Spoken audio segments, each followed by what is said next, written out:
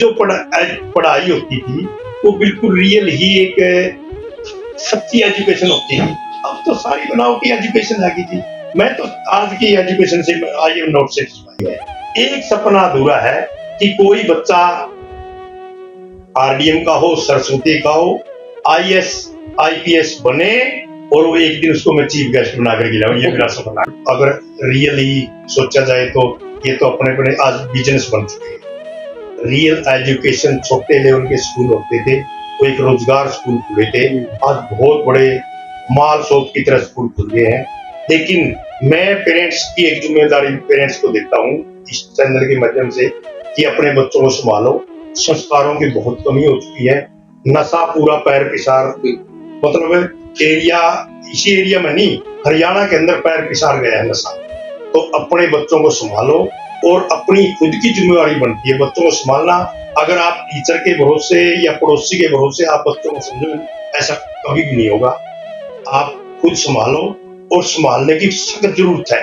अगर इस बार को एक सोने की चिड़िया देखना चाहते हो तो नई जनरेशन को संभालना बहुत जरूरी है। पेरेंट्स की पूरी जिम्मेवारी बनती है कि बच्चा स्कूल से जैसे ही जाता है उसके साथ 15-20 मिनट तक बैठना। वह आज स्कूल में क्या हुआ है, कौन टीचर था, क्या पढ़ाया है, क्या काम मिला है। लेकिन हमारे 10% पेरेंट्स भी ऐसे नहीं है जो पूछते हो। बच्चों की संभाल नहीं है जी, और न संभाल होती है, इसीलिए बिगड़ने का कारण ये है। अगर पेरेंट्स बच्चों को संभाले तो वही बाहर आ जाएगा दोबारा। जो 86, 88, 90 की मैंने बात की है, वो पेरेंट्स थे अनपढ़ थे लेकिन वो संभालते थे, एक एक बात बच्चे से पूछते थे। लेकिन आज का पेरेंट्स, और मेन कारण है ये मोबाइल। घर के अंदर 3 सदस्य है, 6 मोबाइल है, अपने अपने मोबाइल लेकर के बैठ जाते हैं। तो मेरी तो एक अर्ज है पेरेंट्स से, जो भी पेरेंट्स सुने, कि अपने बच्चों को खुद संभालो और उनसे एक एक दिन की एक्टिविटी पूछो, और जहां भी कहीं गलत दिखाई देता है उसको वहीं। नमस्कार साथियों, शिक्षक का सफ़र जो होता है वो बड़ा चुनौतीपूर्ण होता है। क्यों होता है? क्योंकि उनके जो शिष्य होते हैं उनके ऊपर पूरे समाज का दारोमदार होता है। और हम आज एक ऐसे ही शिक्षक के बारे में चर्चा करने जा रहे हैं। एक ऐसे शिक्षक से आपको मिलवाने जा रहे हैं जिन्होंने 1984 से अपने शिक्षक का सफ़र जो है वो शुरू किया था। और आज अगर पूरे हरियाणा प्रदेश की बात करते हैं तो शिक्षा जगत में उनका नाम जो है बड़े सम्मान से लिया जाता है। मैं बात कर रहा हूँ जिला हिसार के गांव बिठमड़ा से संबंधित कृष्ण चंद्र शर्मा जी, जो कि उकलाना क्षेत्र के अंदर शिक्षा की अलख जगाए हुए हैं। शर्मा जी, आपका बहुत बहुत स्वागत है सर। नमस्कार सर, सबसे पहले तो हम यही जानना चाहते हैं कि आपका जो प्रारंभिक बचपन जीवन वो कैसा था, आपके परिवार के बारे में, और आप शिक्षा का जो आपका चुनाव किया शिक्षक का वो किस वजह से किया? क्या ऐसी कोई घटना घटी थी या कोई ऐसी आपको प्रेरणा मिली थी कि आपको एक शिक्षक बनने के लिए उन्होंने प्रोत्साहित किया? सबसे पहले तो आपके चैनल के माध्यम से सभी दर्शकों को मेरी तरफ से राम राम नमस्कार। रघुवीर जी, आपने जो सवाल किया कि ये शिक्षा कहाँ से शुरू की, बचपन कहाँ से चला, तो सबसे पहले तो मैं गांव बिठमड़ा का रहने वाला हूँ और एक गरीब ज़मींदार का बेटा हूँ। मेरे पिताजी एक छोटे से किसान थे। हम 5 भाई बहन हैं, 4 भाई 1 बहन, और मैं चौथे नंबर पर हूँ। बहन भी मेरे से बड़ी है, भाई भी मेरे से बड़े हैं। तो जैसे ही मैं खेत के अंदर पशुओं का पाली जाता था और मेरे से बड़ा भाई पढ़ने के लिए जाता था। एक दिन शाम को भाई ने कहा कि मैं नहीं पढ़ता। तो पिताजी ने कहा, भाई क्यों नहीं पढ़ता? उन्होंने कहा, भाई मेरे को पढ़ाई में मैं बहुत कमज़ोर हूँ और मैंने स्कूल नहीं जाना। तो पिताजी ने मेरी तरफ देख कर कहा, भाई तू पढ़ लेगा? मैंने कहा, पिताजी एक बार मैंने स्कूल भेज दो, क्योंकि मैं पशुओं से बड़ा पाली रह करके बड़ा तंग था। मैंने एक बार स्कूल भेज दो, मैं खूब पढ़ूंगा। तो जैसे ही मेरे को अगले दिन ही स्कूल भेजा गया, और मैं जो मेरे सहपाठी थे, पहला दिन ही जो मेरे पड़ोसी थे, मैंने उनसे कहा कि मुझे 3 लाइन सिखाई जाए ताकि मैं घर जाकर के ये कहूँ कि मैं पढ़ करके आया हूँ। ठीक। तो बड़ी रोचक कथा है मेरी। बिल्कुल। तो और इसी आपके जीवन को जानने के लिए हम आज जुड़े हैं। जैसे हमने पहचान तो नहीं थी, लेकिन उनने मेरा रट्टा लगवा दिया, कै ख घ घ अरे च छ ज ज है ट ठ ड ड। मैं कंटिन्यू यही रखता गया। तो मैं जैसे ही वो 10 पैसे का एक कायदा बोलते थे उसको, वो लेकर के घर आया, और जाते ही मैं पिताजी को लगा कहने, देखो बापू मैं ये 3 लाइन सीख करके आया हूँ, कै ख घ ड़ च छ ज ज है ट ठ ड ड। तो मेरे पिताजी ने कहा, देखो वो अनपढ़ थे, अनपढ़ होते हुए भी उन्होंने मेरे को शाबाशी दी, वेरी बहुत अच्छा बेटा, आज ही 3 लाइन सीखा। मैंने कहा हाँ, फिर तो पढ़ेगा तू। तो मेरी बड़ी रुचि हुई, और उस दिन से मैं 5th क्लास में मेरी स्कॉलरशिप आई, और 8th क्लास में भी मेरी फर्स्ट डिवीजन से मैं पास हुआ। 10th क्लास मैंने गांव बिठवड़े से की। और ये जो आपने शिक्षक के लिए बोला है, शिक्षक क्या था कि जब भी टीचर पढ़ाते थे, मुझे अंदर से एक इंटरेस्ट था कि जब टीचर क्लास से बाहर निकलते थे, मैं चाक उठा करके बच्चों को पढ़ाता था। अच्छा। चौक मैंने उठाया और बच्चों को पढ़ाना मैंने शुरू किया। मैथ मेरा एक फेवरेट सब्जेक्ट था। जैसे ही टीचर बाहर निकले, मैंने क्लास को पढ़ाना शुरू कर दिया, यानी मेरी शुरू से रुचि थी। उसके बाद जैसे ही मैट्रिक करने के बाद मैं हिसार चला गया। हिसार जाने के बाद एक खरड़ अलीपुर गांव है, खरड़ मायड़ बोलते हैं उसको। हाँ जी, मायड़। खरड़ गांव के अंदर मेरा साला, क्योंकि मैं 7th क्लास से शादीशुदा हूँ। अच्छा जी। बचपन में भी आपकी शादी हो गई? मेरी बचपन में शादी हुई है, और मेरा साला वहाँ पढ़ाता था। मैं वहाँ चला गया। मैंने कहा यार मेरे को भी अगर यहाँ लगवा दे तो मैं मैथ बहुत अच्छा पढ़ाता हूँ। तो ये बहुत पुरानी बात है, सन 1984 के अंदर। तो उन्होंने कहा, वहाँ हमारे आज भी माननीय सम्माननीय गुरुजी से संबोधित करते हैं हम, तेलूराम जी, हाँ जी, जो हरियाणा प्राइवेट स्कूल संघ के प्रधान रहे हैं। तो वहाँ मैंने बात की, माँ गुरुजी मैं भी यहाँ लग जाऊँ। बोले शर्मा जी आपका गांव बहुत दूर पड़ता है, 70 किलोमीटर है, और 70 किलोमीटर से आना जाना क्या सैलरी देंगे हम, 250-300 रुपये देंगे। हाँ जी। सर मगर बात 250-300 की नहीं है, मेरा एक इंटरेस्ट है, सेल्फ इंटरेस्ट है कि मैं एक अच्छा टीचर बनूं।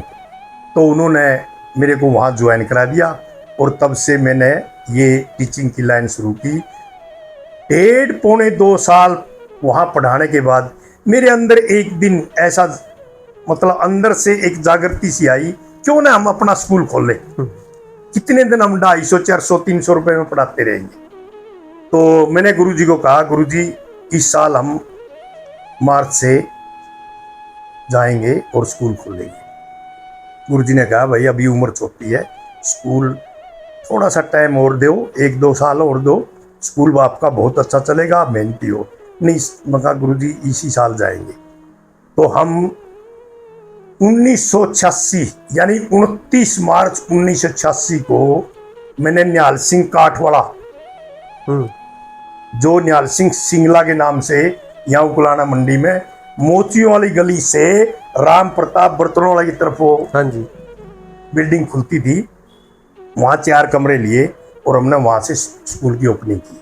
अच्छा, और वहाँ से स्कूल की ओपनिंग की, भगवान की कृपा हुई, कोई अच्छा शुभ मुहूर्त हुआ।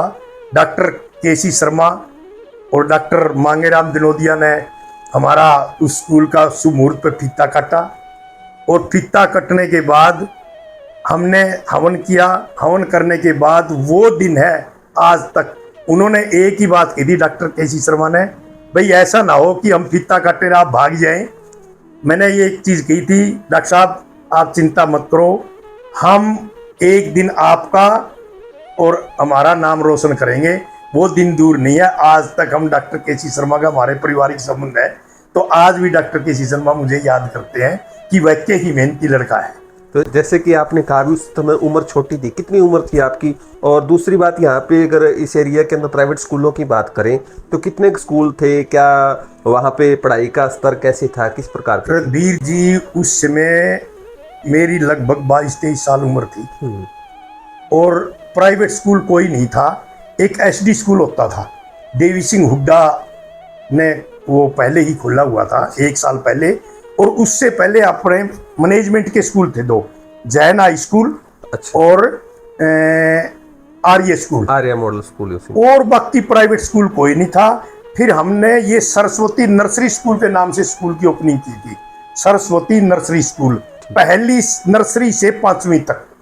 और हमने जो इश्तिहार छपा था आज भी मेरे को याद है, उसके ऊपर ऐसे लिखा था, खुल गया खुल गया खुल गया आपके शहर उकलाना में, नर्सरी से जहाँ इंग्लिश पढ़ाई जाती है सरस्वती नर्सरी स्कूल खुल गया है।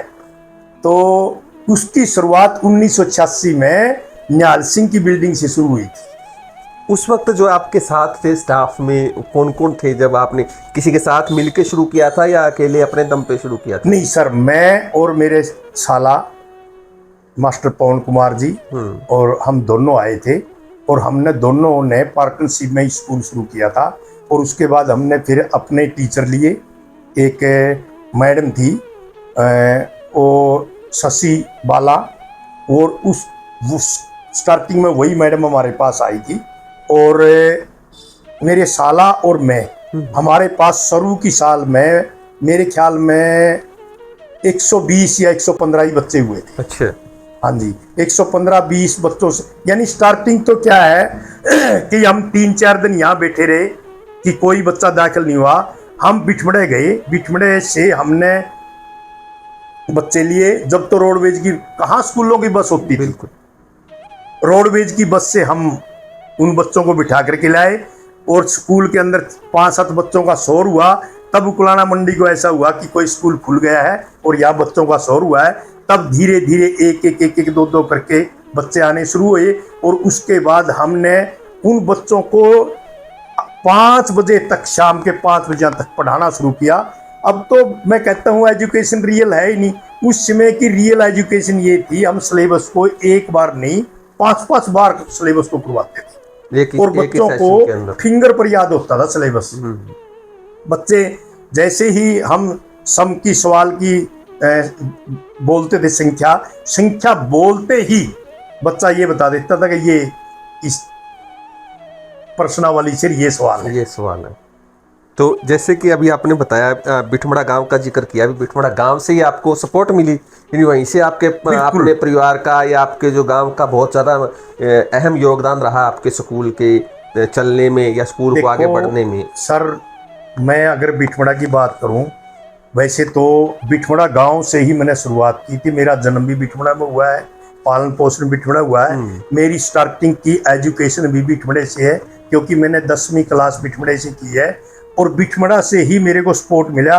क्योंकि स्टार्टिंग अगर बिठमड़ा वाले मुझे बच्चे ना देते तो उकलाना मंडी तो बाद की बातें हैं, उकलाना मंडी में तो बाद में बच्चे स्टार्ट हुए हैं। लेकिन मेरा पहला एडमिशन, आपको बड़ी खुशी की बात बताता हूँ, डॉक्टर जय भगवान राजलीवाल, वो मेरा पहला एडमिशन है उकलाना मंडी का। जो आज डॉक्टर है और राजलीवाल के नाम से हॉस्पिटल चलाए। पहला एडमिशन है सर। वो भी डॉक्टर। ठीक है। अच्छा, और जब जैसे आपने बताया अपने प्राइवेट स्कूल खोलने की मन में आपने मतलब ठानी, तो उस वक्त आपने ये एरिया का चुनाव क्यों किया? क्या किस वजह से? जैसे गांव में भी ज़्यादातर लोग टीचर्स होते हैं अपने गांव में ही खोलने की कोशिश करते हैं, आपने उकलाना मंडी का चयन कैसे किया? किस मतलब चीज़ को देखा आपने, परिस्थिति को देखा भी यहाँ पे जो स्कूल है वो अच्छा चलेगा या अच्छी हम सेवाएं दे सकते हैं? सर, आपने बड़ा इंटरेस्टिंग सवाल पूछा है। ये देखिए, ये वाकई ही रियल ही ये सोचने की बात है कि उकलाना मंडी का ही चुनाव क्यों किया। मैं खरडालीपुर में हम पढ़ाते थे, मेरा साला और मैं। तो जैसे ही मैंने पहले बताया कि हमने ये कहा था भाई इस बार स्कूल खोलेंगे, तो हमने 1-2 गांव में बिल्डिंग को देखा। जैसे हमने राजली गांव में भी देखा था, गोरखपुर गांव में भी देखा था। तो एक दिन एक सज्जन आदमी, मैं कहता हूं इतने बढ़िया सलाहकार मेरे गुरुजी तेलूराम जी ने रात को बैठे थे, रात को बैठे बैठे लगे कहने भाई तुम स्कूल तो खोलोगे, ये बताओ कहाँ खोलोगे। मैंने कहा जी हम तो गोरखपुर जाएंगे या राजली जाएंगे, क्योंकि उकुलाना मंडी के बारे में तो सोचा ही नहीं था। उन्होंने मेरे को कहा शर्मा जी एक बात बताओ, आप गोरखपुर खोलोगे या राजली खोलोगे, गांव से बहुत दूर है, आप गांव से दूर रह करके बाई दी एक साल स्कूल ना चला तो आपको खर्चा में बड़ी दिक्कत आएगी। आप आपके गांव के नजदीक खोलिए, जो भी आपके नजदीक कस्बा लगता है। गांव के स्कूल गांव के होते हैं, शहर के स्कूल शहर के होते हैं। आप अगर उकुलाना मंडी के आसपास या उकुलाना मंडी में स्कूल खोलोगे तो घर से एक आना जाना हो जाएगा, घर का खाना खाओगे, और एक दिन ऐसी बात नहीं है आप अच्छी मेहनती हो सक्सेस हो जाओगे। तो मैंने उसी दिन यानी मेरा दिमाग का डायल घूम गया, भाई क्यों नहीं हम उकुलाना मंडी में स्कूल खोलें।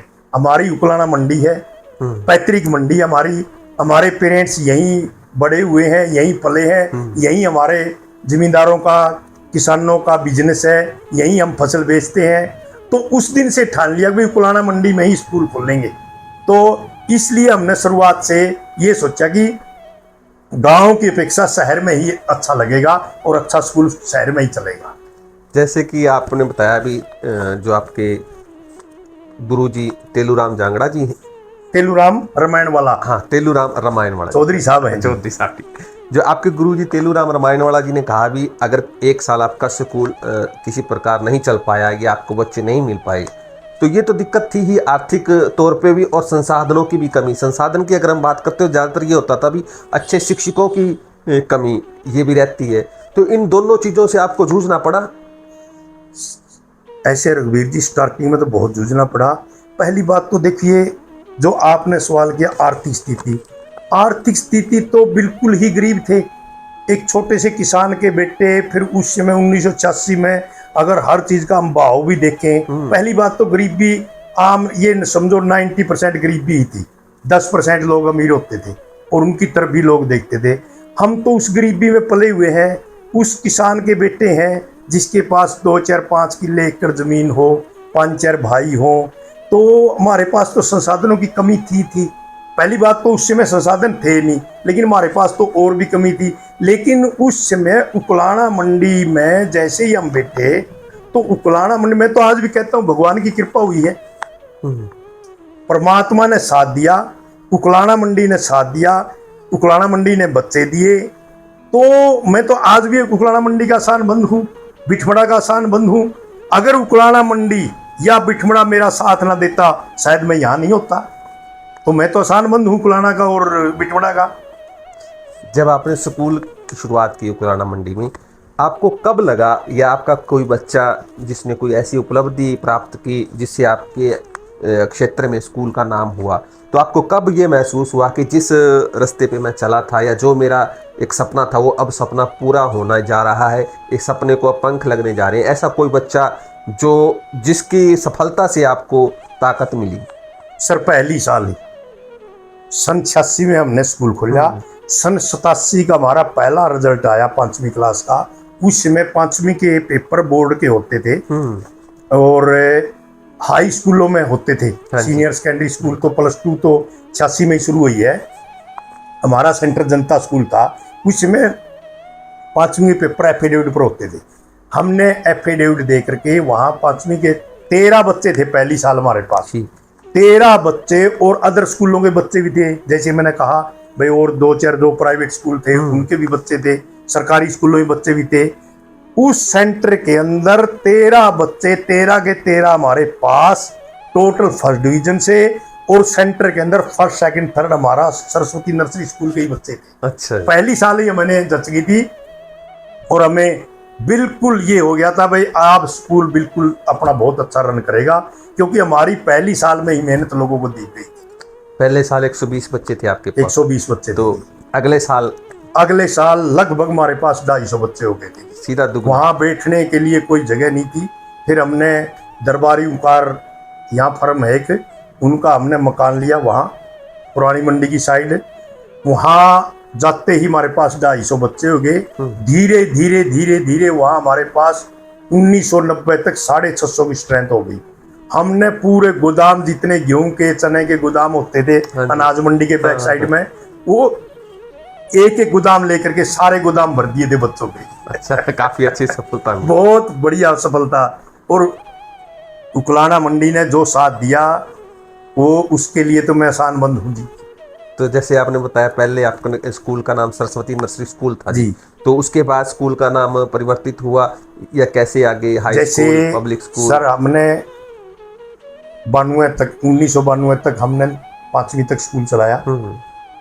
फिर अच्छी सफलता, 5th तक हमारी नींव पूरी, हमने अपने आप को ये सुन लिया, 5वीं तक हमारी नींव बिल्कुल जग चुकी है। फिर हमने उसको सरस्वती नर्सरी स्कूल को मिडिल का नाम दिया, सरस्वती मिडिल स्कूल। हमने 6th क्लास लगाई 1992 में। 6 से 7th 8th तक का हमने 96 में हमारा पहला रिजल्ट आया 8th क्लास का। 8th क्लास का। उसके अंदर भी 96 में पहला रिजल्ट आया। और SBI बैंक उस समय एक स्कॉलरशिप, बच्चों को एक स्कॉलर देता था और इनाम देता था, सम्मानित करता। उस समय भी उकलाना मंडी या आसपास के क्षेत्र में अपना डिस्ट्रिक्ट टॉप बच्चा आया था। अच्छा। और उकलाना मंडी में तो टॉप ही सरस्वती मिडिल स्कूल के बच्चे आए थे। तो मिडिल स्कूल 8वीं तक आपने हाँ। किया 96 में?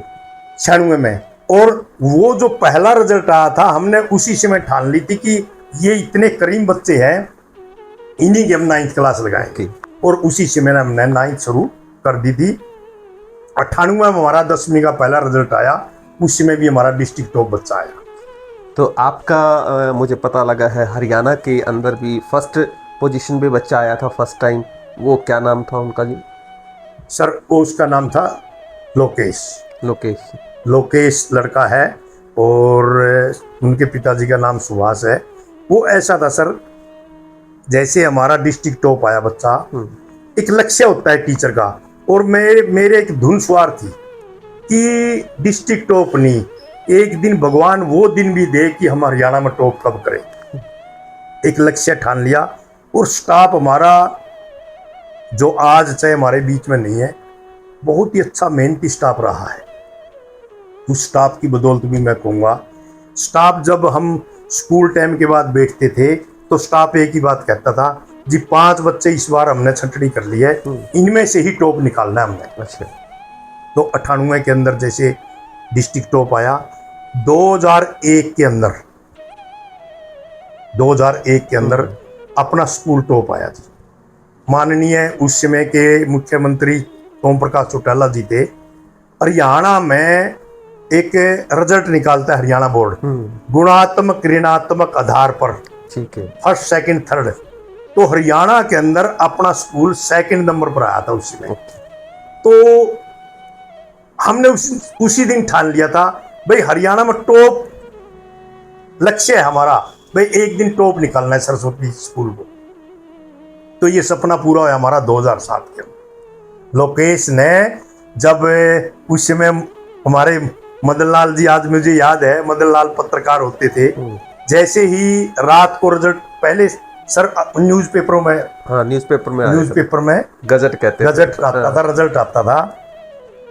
तो देख लो, इतना एक लोगों के अंदर एक चाव था, लोगों के अंदर एक हौसला था, उत्तेजना थी कि मदन लाल पत्रकार जी ने, हमने रात के 2 बजे ही ये बता दिया था कि रिजल्ट आ गया जी। और हम रात को घर से उठ करके 3 टीचर और मैं, हमारे एक ललक थी, भाई इस बार हमारा बच्चा कुछ न कुछ पोजीशन लाएगा। मतलब एक लोकेश के बारे में हमने पूरा मतलब कॉन्फिडेंस था, पहले से विश्वास था कि ये बच्चा कुछ पोजीशन लाएगा। लेकिन ये तो नहीं फर्स्ट आएगा, लेकिन ये जरूर था हरियाणा में कुछ न कुछ पोजीशन आएगी। तो हमने जैसे ही रिजल्ट निकाला अखबार से, और उसके उस समय 500 में से 487 नंबर आए थे सर। आज तो 500 में से 500 सब कुछ हो रहे हैं, सब कुछ हो रहा है आजकल तो। 487 नंबर आए। फिर हमने पूरी रात अच्छे स्कूलों को मतलब टेलीफोन किया, आपके कितने नंबर, आपके कितने नंबर है। फिर सुबह 6 बजे हमने हरियाणा बोर्ड में टेलीफोन, उस समय तो लैंडलाइन होते थे, लैंडलाइन के माध्यम से टेलीफोन किया, भाई हरियाणा के अंदर टॉप कौन है? बोला जी लोकेश नाम का सरस्वती हाई स्कूल का बच्चा। फिर हमने उकलाना मंडी में बड़ा धूमधाम से गाड़ियों के साथ, बच्चों के साथ, टीचर के साथ पूरा जुलूस निकाला जी, और बड़ी खुशी हुई।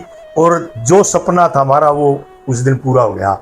और हमने ये भी सोचा था कि जहां लोग सपने में पहुंचते हैं आज हम वहां पहुंच गए हैं।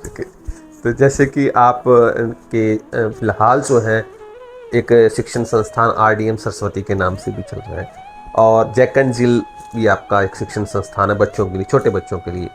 तो जब 10th के बाद +1 +2 जब शुरू की थी आपने, इसी सरस्वती स्कूल में ही शुरू की या RDM सरस्वती? नहीं, RDM में। वो ऐसा था सर रघुवीर जी, जब 2001 के अंदर जब हम हरियाणा में 2nd नंबर पर आए थे, माननीय चौधरी ओम प्रकाश चौटाला ने मुझे सम्मानित किया था सोनीपत के अंदर। उसी दिन मैंने एक मतलब ठान ली थी कि हरियाणा में तो हमने अपना स्थान प्राप्त कर लिया, क्यों न हम CBSE की तरफ बढ़े। यहाँ इंग्लिश मीडियम स्कूल की सख्त जरूरत थी, और इंग्लिश मीडियम का कोई स्कूल भी नहीं था, प्योरली इंग्लिश मीडियम। तो मेरे दिमाग में क्यों ना उकलाना मंडी, देखो उकलाना मंडी ने हमने बहुत कुछ दिया है, क्यों नहीं हम उकलाना मंडी को एक ऐसा स्कूल दें ताकि यहाँ के बच्चे इंग्लिश के अंदर भी और आगे बढ़े। तो उसी दिन हमने ठान ली थी 2001 के अंदर, जब चौटाला साहब ने मेरे को सोनीपत में सम्मानित किया था, तो वहीं से एक लक्ष्य लेकर के चला था कि एक CBSE का बढ़िया स्कूल तैयार करेंगे ताकि उकलाना क्षेत्र का आसपास के बच्चों को एक CBSE का, एक इंग्लिश मीडियम का बच्चों को लाभ मिल सके। तो उसी दिन से सर मैंने यहाँ उकलाना मंडी में अपने चंडीगढ़ रोड पर ज़मीन मिल गई, 2.5 एकड़ ज़मीन उससे मैं ली थी मैंने, और 2002 में मैंने बिल्डिंग शुरू कर दी।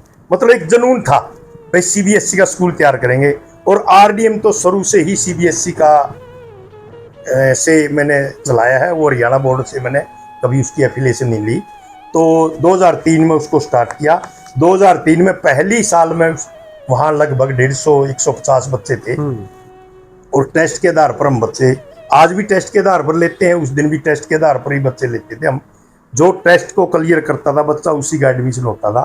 तो आज RDM का देखिए, वैसे तो मैं कहता हूँ सरस्वती स्कूल की और उकलाना मंडी की आप जैसे लोगों की देन है, लेकिन आज RDM के नाम से, जैसे मेरे को कई बार कहते हैं कौन से शर्मा जी RDM वाले, मुझे बड़ा पिंच होता है, फील होता है, अरे भाई मेरी सरस्वती से पहचान है, मैं सरस्वती स्कूल से ही बड़ा हुआ हूँ, सरस्वती स्कूल से ही मैंने RDM बनाया है, तो सरस्वती को मत छोड़ो। और आज हम सरस्वती में बैठे नहीं, मुझे बड़ी खुशी हुई। जैसे आपने कहा नहीं सर थोड़ी सी बातें करनी है आपसे, तो मैंने कहा जी सरस्वती स्कूल में ही बैठेंगे, क्योंकि सरस्वती स्कूल की ही देन है जो आज हम जिस जगह बैठे हैं, ये सरस्वती स्कूल की ही देन है। जैसे आपने कहा भी RDM के फर्स्ट सेशन में आपके 150 के करीब बच्चे थे। हाँ जी।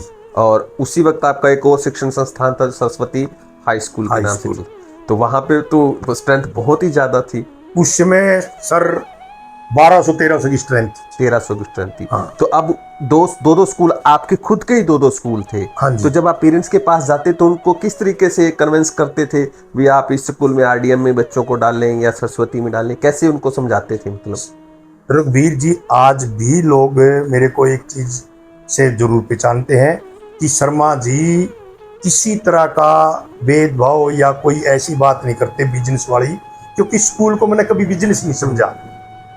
मैं स्पष्ट पेरेंट्स को बोलता था भाई वो दिल्ली बोर्ड से है, मतलब CBSE से है, ये हरियाणा बोर्ड से है, वहाँ थोड़ा सा ग्राउंड ज़्यादा है खेल कूद का, बच्चों के लिए थोड़े से मैनर अच्छे से किए जाते हैं क्योंकि वहाँ थोड़ा सा खुला ग्राउंड है, और एक प्योरली इंग्लिश मीडियम, और सब्जेक्ट वहाँ इंग्लिश मीडियम के हैं। यहाँ हम इंग्लिश मीडियम तो यहाँ भी है, लेकिन यहाँ जैसे SST का सब्जेक्ट है, हम हिंदी मीडियम से पढ़ाते हैं, साइंस मैथ तो यहाँ भी इंग्लिश का है, लेकिन यहाँ हरियाणा बोर्ड का syllabus according to Haryana board चलाते हैं, वो CBSE से अकॉर्डिंग चलाते हैं। हम स्पष्ट बोल देते हैं पेरेंट्स को, ऐसा कुछ नहीं है कि हमें कोई दिक्कत नहीं आई भाई।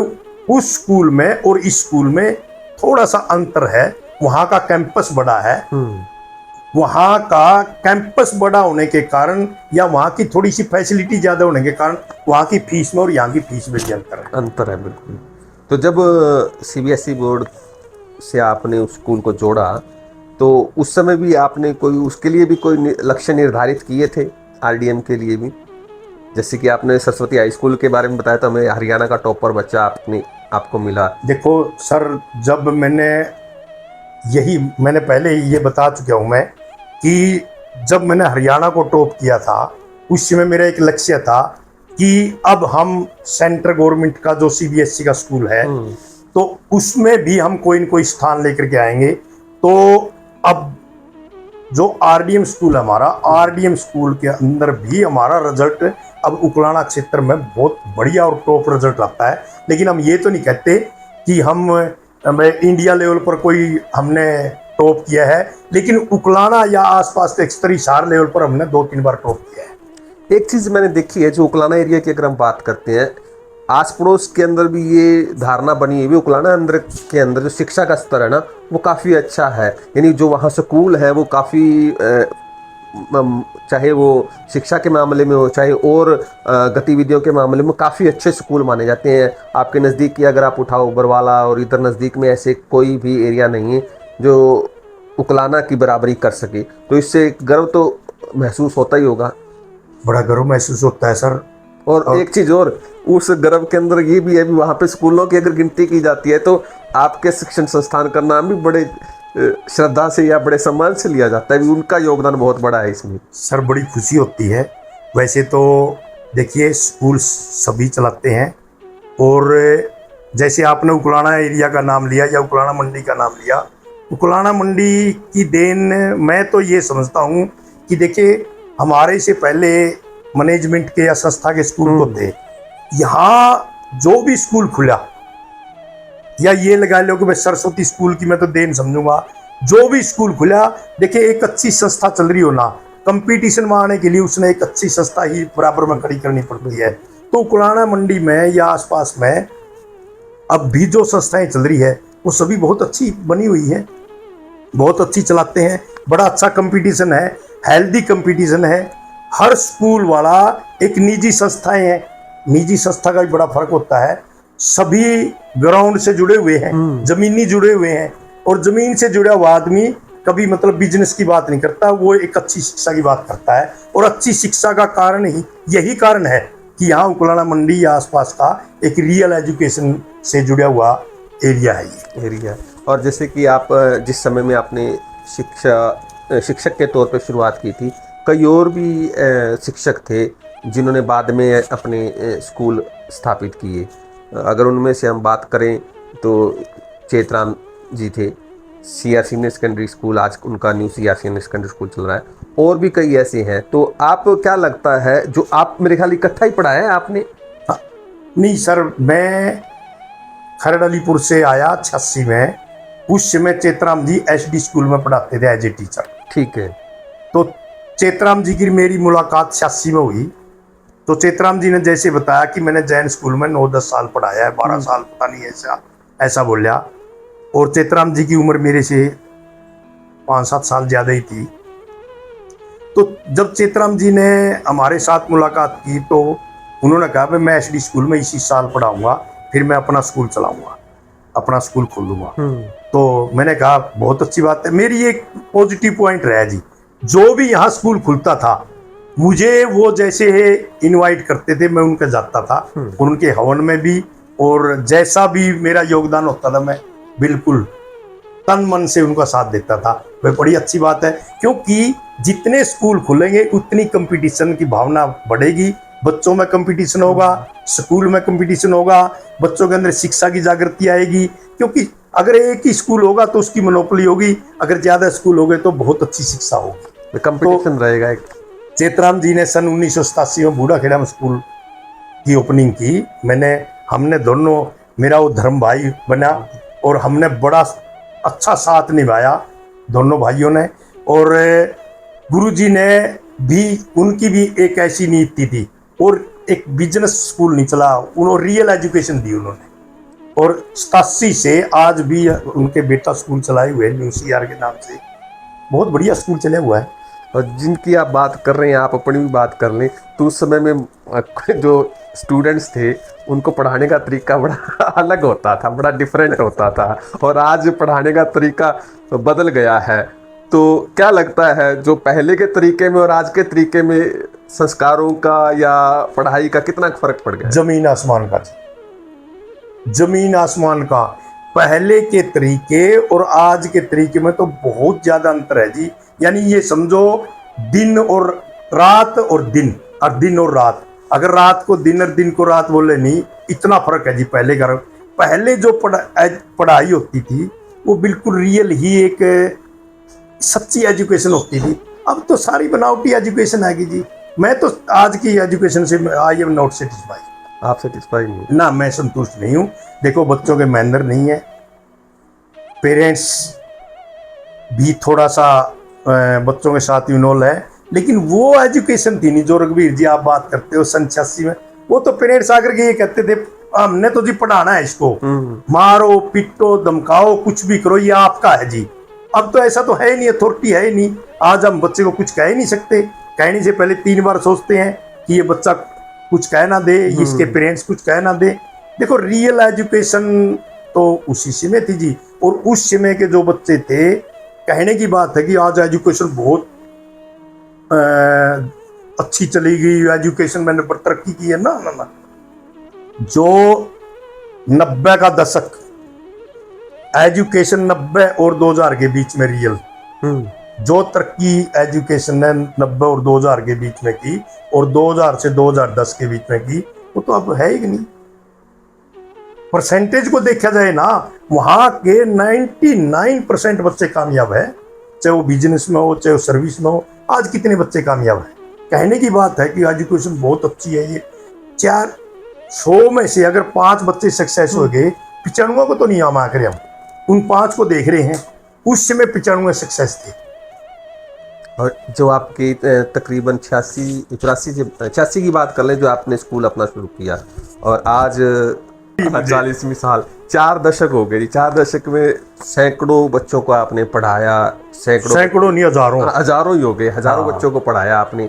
तो आपको कुछ ऐसे 2-4 बच्चे याद हैं जिनको आज भी आप मतलब याद करते हैं, या उनकी चाहे वो पढ़ने की क्षमता को ले लो या उनकी ललक सीखने की, या किस प्रकार से कोई ऐसा कोई रिजल्ट के माध्यम से आपको याद है बच्चे कुछ, या किस लेवल तक आपके बच्चे पहुंचे हैं?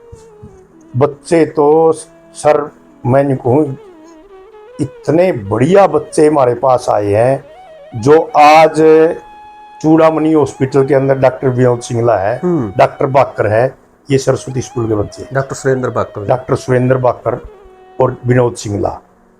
और राजलीवाल का मैंने पहले नाम लिया है, डॉक्टर राजेश सिंगला जी एसएमसी वाले। और यहाँ लगभग जितने भी ये डेंटल के हॉस्पिटल है, डॉक्टर संगीत थे, वो भी इसी स्कूल के स्टूडेंट थे।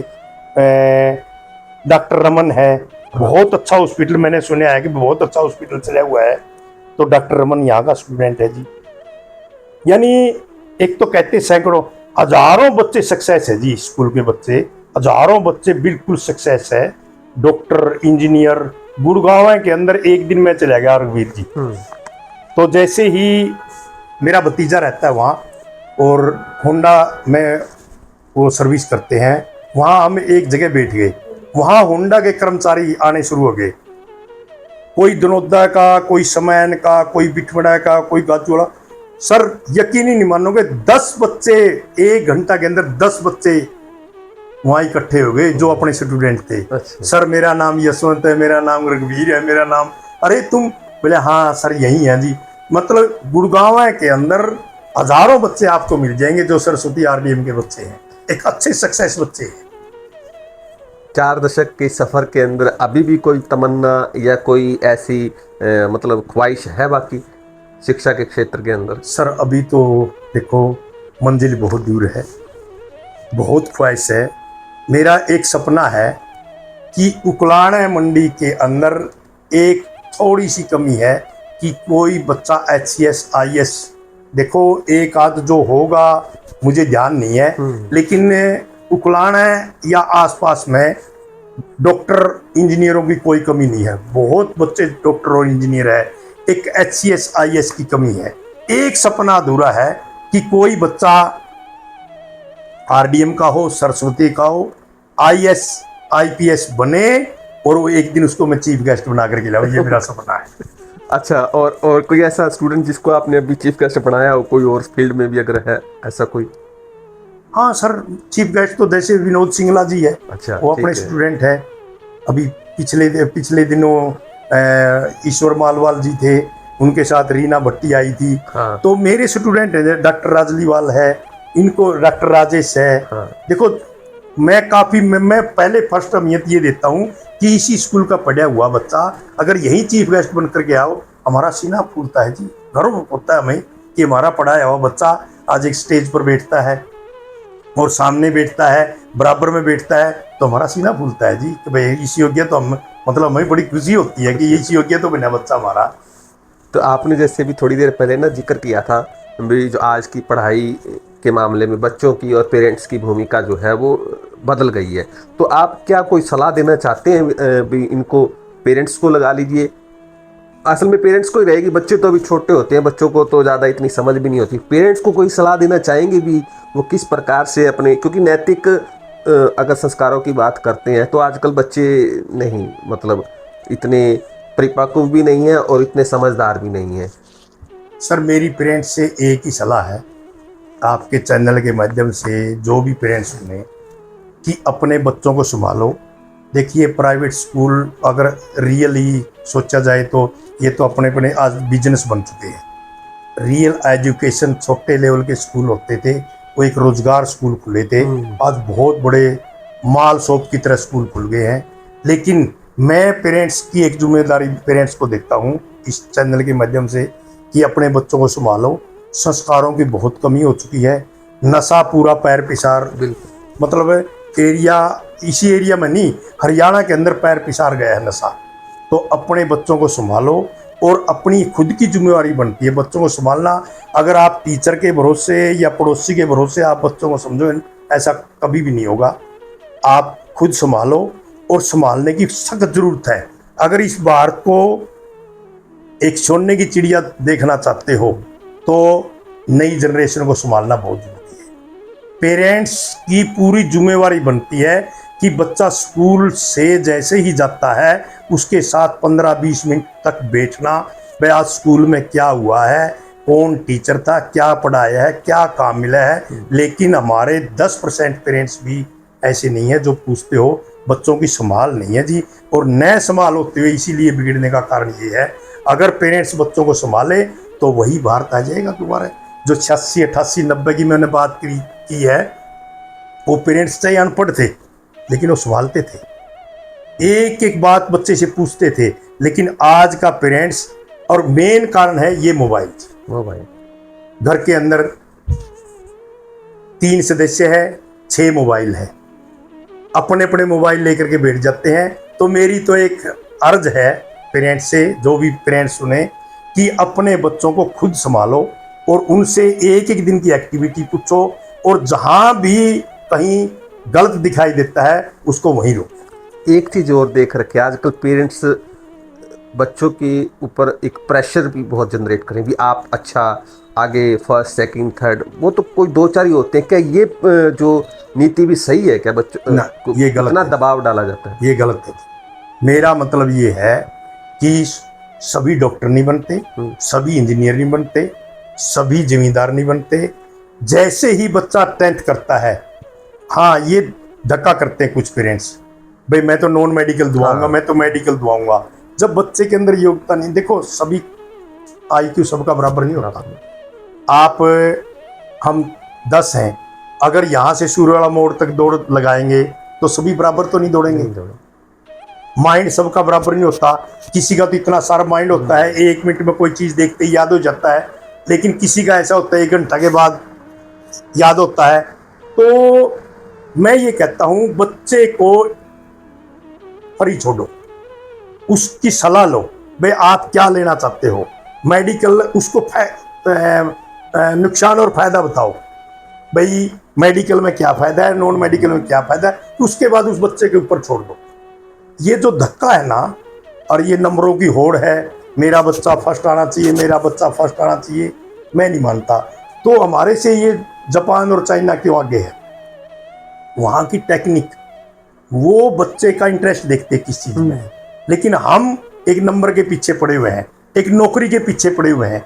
मैं तो नहीं मानता एक नौकरी के पीछे पड़ना, एक 4th क्लास की नौकरी के लिए हम जी जान लगा देते हैं। अगर इतना ही हम एफर्ट उसमें अपने बिजनेस में लगाएं, अपने काम में लगाएं, उस बच्चे को अपना कोई न कोई काम पकड़ाएं, तो मेरे ख्याल में वो बहुत अच्छा सक्सेस होगा।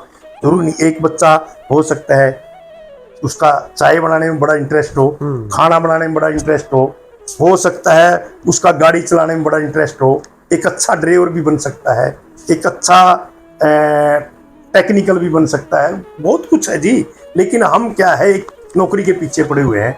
मेरी पेरेंट्स से एक रिक्वेस्ट है ना, बच्चे को 10वीं के बाद उसको इंडिपेंडेंट छोड़ो, कि वो क्या लेना चाहता है वही दिलवाओ। जो शिक्षा नीति, जो एक नई शिक्षा नीति लागू हुई है, जिसकी चर्चा बहुत रही, ये रोजगार की तरफ प्रेरित करती है। पहली वाली शिक्षा नीति थी वो नौकर पैदा करती थी, जैसे कि, क्योंकि उसमें प्रैक्टिकली कुछ नहीं होता था, ज़्यादा इतना प्रैक्टिकल के ऊपर जोर नहीं होता था। तो इस बदलाव को कैसे देखते हैं आप? मतलब इसका कोई बेनिफिट्स होगा? ये तो आने वाला समय ही बताएगा जी।